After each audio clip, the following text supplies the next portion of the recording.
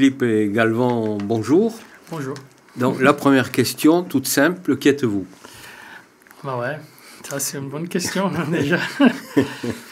Moi, je suis un Brésilien, basé à Paris déjà. Ça dit beaucoup de choses peut-être, mais... Et qu'est-ce que vous faites à Paris? Ouais, je suis venu en 2013 pour étudier le cinéma, pour faire des études, connaître un peu ce monde du cinéma. Parce qu'à la base, je travaillais dans l'audiovisuel et tout ça. Mais il se trouve qu'en 2013, déjà, il faut dire quelque chose d'un plus. Au-delà d'être brésilien, je pense que c'est important de dire aussi que j'ai 37 ans. Et j'appartiens à une génération qui a connu un Brésil qui était dans une espèce d'ascension sociale, ascension économique aussi. Et donc, on était association démocratique, si je peux dire. Et on était dans cette montée. Et le Brésil que j'avais derrière moi, quand je suis venu en 2013, c'était un Brésil qui m'a permis justement de venir ici. Moi, je suis la première personne de ma génération à pouvoir étudier, me donner le luxe d'étudier à l'étranger. Dans votre famille? Dans ma famille, ouais. Et donc, moi, je viens d'une banlieue de Rio qui s'appelle Encantado. Donc, c'est un peu à côté de Maracanã et tout. D'accord. Et donc, je suis venu en France pour faire ces études et pour travailler, pour connaître le cinéma. Donc, ce que je faisais, c'était d'aller dans le cinéma, de parler avec des gens. Et vous avez fini vos études? J'ai fini mes études, j'ai fait un master en cinéma. C'était trop bien. Et il se trouve qu'après, avec tout le déroulement des choses au Brésil, j'ai commencé à faire un documentaire. Bon, alors là, on va en venir effectivement au documentaire, donc qui s'appelle Encantado, le Brésil désenchanté. Ouais. Et alors l'idée du film, si j'ai bien compris, est venue avant la destitution de la présidente Dilma Rousseff. Mais quel était le projet initial? Ça, c'est intéressant parce que le projet initial, c'était un film, un film initiatique, si vous voulez. C'était un film qui parlait un peu de mon quartier. C'était mon premier film, donc c'est mon long métrage. Mon premier travaux pratiques. Ouais, et donc c'était un film d'autoconnaissance. C'était un film qui plongeait dans la situation de mon quartier, qui j'ai observé, qui vivait, qui connaissait une espèce de décadence. Et il se trouve qu'à partir de 2016, cette décadence, elle est devenue vraiment flagrante parce que c'est un peu compliqué, mais après les années 2010, ces quartiers a connu une espèce de remontée à cause des travaux pour les Jeux Olympiques. Donc, on a construit très concrètement, il y avait déjà un stade olympique, mais on a refait tout l'entourage. Oui, il était renouvelé. Tout l'entourage était un peu revitalisé, ce qu'ils utilisent. Et donc, le quartier en a profité. Mais après 2016, avec l'impeachment de Dilma Rousseff et tout ça... La destitution. Donc... la retombée, elle est venue, mais d'une manière très violente. Donc, cette décadence que je voyais déjà, elle est revenue d'une manière hallucinante et très visible. Et alors, comment est-on passé du quartier au Brésil? Et du désenchantement du quartier au désenchantement du Brésil? Il se trouve que le quartier s'appelle Encantado. Ça veut dire enchanté en français. Ouais. Donc, ça a sonné comme quelque chose de... Voilà, on parlait beaucoup à cette époque de désenchantement de la gauche, de désenchantement démocratique. Et donc, du coup, j'ai fait la liaison. Et pour moi, c'était clair que ce quartier, finalement, il était très représentatif de ce qui se passait au Brésil.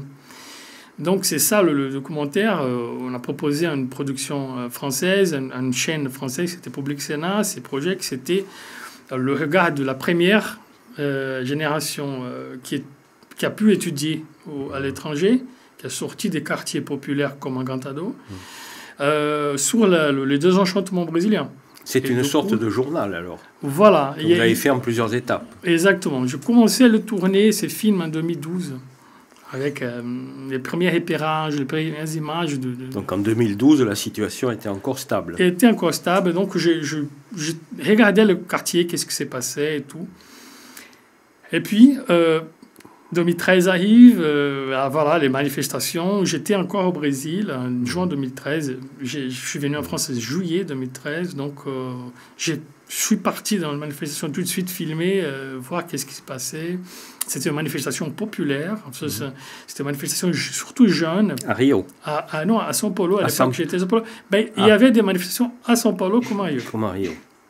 C'était des énormes manifestations qui ont atteint 400 villes tout au long d'un mois. 400 villes. Initialement, pour protester contre l'augmentation du prix des transports publics. Exactement. Pour 20 centimes. Il y avait 20 centimes d'augmentation. Finalement, le pouvoir en place, les maires, à la base, parce que c'était contrôlé par les maires, ils ont enlevé cette augmentation. À l'époque, c'était Haddad, à São Paulo. Il a négocié, mais il a, tout de suite après 2013, même pendant 2013, il y avait quelque chose qui était très remarquable, c'était la manière dont les gens se manifestaient. C'était très diffuse déjà, il y avait un refus des partis politiques, la présence des partis politiques, et donc il y avait des gens de toutes couleurs, politiques, si vous voulez, donc... il y avait quelque chose qui était... c'était une explosion d'indignation, une espèce de ras-le-bol contre cette augmentation et qui laissait quelque chose, une espèce, comme on dit en portugais, a bola quicando, c'est-à-dire la balle, elle était en jeu. Et comment vous avez rattrapé le ballon ou la balle, puisque vous êtes parti en France? Qu'est-ce qui s'est passé là pour le film et pour vous? Moi, particulièrement, personnellement, je suis parti en 2013. Et donc, j'ai vu le mouvement, à un moment, il s'est éteint un peu. Et vous l'avez vu s'éteindre depuis Paris? Depuis Paris. Mais je connaissais beaucoup de gens là qui avaient participé. Et donc, ces mouvements... Parce qu'il y a dans le film, il y a des moments de respiration, disons, où on vous voit avec d'autres Brésiliens de Paris et faire des commentaires. Ouais, et exactement. On voit qu'il y avait cette vide qui c'est tout de suite après le 2013. Et on a vu aussi que la gauche qui était au pouvoir et les mouvements populaires, ils étaient un peu, disons, allez, c'est un peu dangereux ce qui peut se passer là. Et du coup, je pense qu'on n'a pas occupé, cette gauche, n'a pas occupé suffisamment à laisser un vide. Et en 2014, qu'est-ce qu'on voit? Depuis le début 2014, on voit déjà les premières manifestations qui se directionnent un peu à droite. Et donc, depuis ici... avec y compris des groupes très à droite. Très à droite. Revendiquant l'intervention militaire. Et là, fin 2014, déjà, c'est des manifestations d'extrême droite. On voit vraiment, il y a les maillots une espèce de nationalisme à la militaire, quelque chose de très, très bizarre. Au début, les demandes d'intervention militaire, c'était encore un peu marginal. Et dans le film, comment vous avez travaillé ce changement? Mais parce que vous étiez à Paris ou vous êtes revenu au Brésil? Je suis venu tous les ans. Tous les ans, je venais, surtout et vous aviez des amis qui pouvaient filmer sur place aussi? J'y allais filmer. Donc, ce que je faisais, j'allais tous les années et je filmais tout ce qui se passait pendant... J'ai resté. Parce que le film, donc, comment est-ce qu'il est structuré? Ouais, il suit exactement... Chronologiquement, comment c'est dès 2013 jusqu'à... En fait, on commence même avant, avec l'élection des Lula, l'enchantement qui s'est pu... de l'enchantement au désenchantement. Exactement. Et donc, ces parcours-là, de 2002, avec l'élection des Lula, c'était, par exemple, moi, personnellement, c'était ma première élection. D'accord. Première personne pour qui la première fois que vous avez voté. Première fois que j'ai mis en bulletin, c'était pour Lula. Et je me souviens très bien qu'il y avait quelque chose vraiment porteuse, un sentiment qui portait une jeunesse. Vraiment, voilà, c'est notre foi. Et Lula, il est venu avec tout ça. Et on ne va pas oublier, il y avait 1200 000 personnes dans son jeu d'investiture. Et c'était l'investiture la plus qui avait plus de monde dans l'histoire brésilienne. Et donc vous avez suivi année après année cet escalier descendu de l'enchantement au désenchantement. Voilà, disons que le film il commence en 2002. Oui, il finit en 2018. Il finit avec les gens qui déjà se proposent dans la campagne électorale. Voilà, donc il finit juste un petit peu avant juste un petit peu avant la campagne électorale qui a qui a donné 20 ans. Et vous envisagez de faire une suite? Exactement, je bosse sur un deuxième documentaire qui c'est en fait la suite de cette histoire, la suite d'Encantado. Mais en fait... Et comment il s'appellera? J'ai des idées, mais je ne peux pas dire le nom déjà parce que je suis encore en train de réfléchir, mais de toute façon, il fait un parallèle avec la France d'aujourd'hui. Donc, c'est-à-dire, je vois en France... Mais est-ce que vous voyez une poursuite du désenchantement ou est-ce que vous voyez autre chose? Je vois un désenchantement se convertir en colère en France de manière et au Brésil, très flagrante. Au Brésil, je pense que la colère, elle était déjà explosée. Elle a déjà explosé et elle a donné le résultat la très victoire clair. des candidats d'extrême droite. Et aujourd'hui, je pense que même le Brésil, si je me permets de dire, malheureusement, d'une manière très tragique, c'est apaisé. L'ambiance, elle est apaisée après cette élection, parce que c'est comme si quelque chose qui n'était pas résolu a été résolu. Donc c'est là, on est en arrivé là. Est-ce que dans votre film, vous donnez quelques pistes qui permettent à des gens, à des Français qui ne connaissent pas de très près l'actualité brésilienne, pour leur permettre de comprendre comment on est passé au désenchantement et d'un président de gauche ou de centre-gauche à un président d'extrême droite? Est-ce que vous donnez quelques éléments de compréhension? J'essaye de donner, surtout par le... Je pense qu'il y a quelque chose qu'on a raté, vraiment raté, et je pense que ce n'est pas la faute des gouvernements de gauche. Je pense que si c'était la droite, c'était pareil. Je pense qu'on est arrivé au bout d'un cycle des démocraties libérales, d'un temps qu'elles sont aujourd'hui, d'un pacte social dans le système qu'on vit. Et donc, le système, à l'époque, c'était Dilma, et donc, il y avait une explosion d'indignation. Je pense qu'on n'a pas su donner les réponses d'une manière très directe, très simple, parfois même qui ne sont pas très concrètes, mais véhiculées d'une manière très simple et très directe. Et l'extrême droite, et surtout, j'ajoute, on n'a pas su utiliser, je pense, les outils des nouveaux médias comme ils peuvent être utilisés aujourd'hui. Je pense que l'extrême droite a compris ça. Elle a compris ça aux États-Unis, avec l'élection de Trump. Elle a compris ça au Brésil, avec l'élection de Bolsonaro. Elle comprend ça, même en Europe, Hongrie, Italie, tout ça.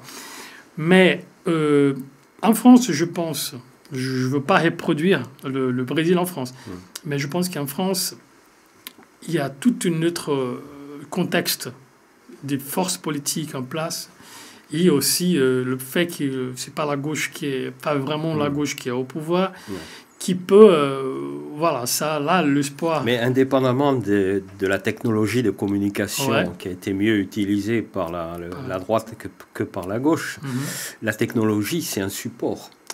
Et quel était le liquide qui a permis à la droite, quels sont les éléments, est-ce que ça figure dans votre film, qui ont fait mouche, qui ont convaincu des électeurs qu'il valait mieux voter pour l'extrême droite que pour des candidats plus modérés ou de gauche?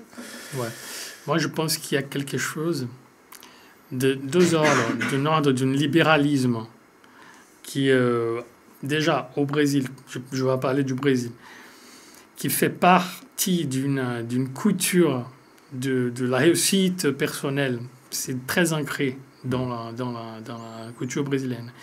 Avec, il faut pas négliger ça, avec le pouvoir des églises évangélistes qui sont en gros les bras idéologiques de ça. Je crois qu'ils ont su. On voit tout ça dans votre film, ces éléments, l'Église, la culture individualiste. Et ça, c'était plus proche du monde que les gens vivent aujourd'hui. D'accord. Alors que la gauche, elle passait toujours pour un vocabulaire un peu loin, en fait, abstrait, exactement. La démocratie, il faut sauver la démocratie. Alors que les gens ne savent même pas ce que ça veut dire la démocratie. Et ils veulent savoir, voilà, on remet de l'ordre, on va finir avec la violence. Et voilà, on va vous libérer vont payer moins d'impôts pour faire plus d'emplois, alors qu'on sait que ce n'est pas si simple que ça. Mais donc tout ça, ça fait un cocktail imbattable. Enfin, auprès d'un peuple, des populations qui sont en détresse, qui sont précarisées, qui vivent une situation complètement massacrée de tous côtés. Une dernière question, pour revenir à l'origine, donc à votre quartier, Encantado. Est-ce que vous y êtes revenu? Quelle est la situation dans le quartier aujourd'hui? Je ne suis pas venu encore. Je compte y venir. Ouais. Je ne suis pas venu après 2018. Je suis venu en 2018 encore, avant les élections. 2018. 2018. Ouais. Et je ne suis pas venu maintenant. En 2018, c'était vraiment, et ça s'est montré dans le film, c'était vraiment une situation d'abandon généralisé, d'une violence explosive. Les gens n'arrivaient pas à sortir dans la rue. Mm-hmm. Mes tantes, depuis mon enfance, ils avaient l'habitude de mettre leurs chaises devant la maison et le soir et regarder, prendre un peu la brise. D'accord. Et là, je connaissais un monsieur qui c'était le seul qui garde une arme chez lui. Et il dit, là, si je vous raconte tout ce que je vois passer ici, c'est en Far West. Et donc, des agrégations de la vie sociale. Exactement. Personne ne se parle. Il n'y a pas un sens comme il y a pu avoir d'autrefois, un sens de communauté, de petits quartiers. Donc, c'est vraiment une situation donc à la fois une dégradation des conditions de vie matérielles, mais aussi de la culture collective, la culture sociale. Totalement, une dégradation humaine. Les relations humaines. Pour les gens, vous voyez le désenchantement à Encantado sous les paysages et sous les visages des gens. Vous voyez ça et ils incarnent ça. Et ça, pour moi, c'est la force aussi du film et de ce parallèle-là qu'on essaie de faire. Merci. Merci à vous.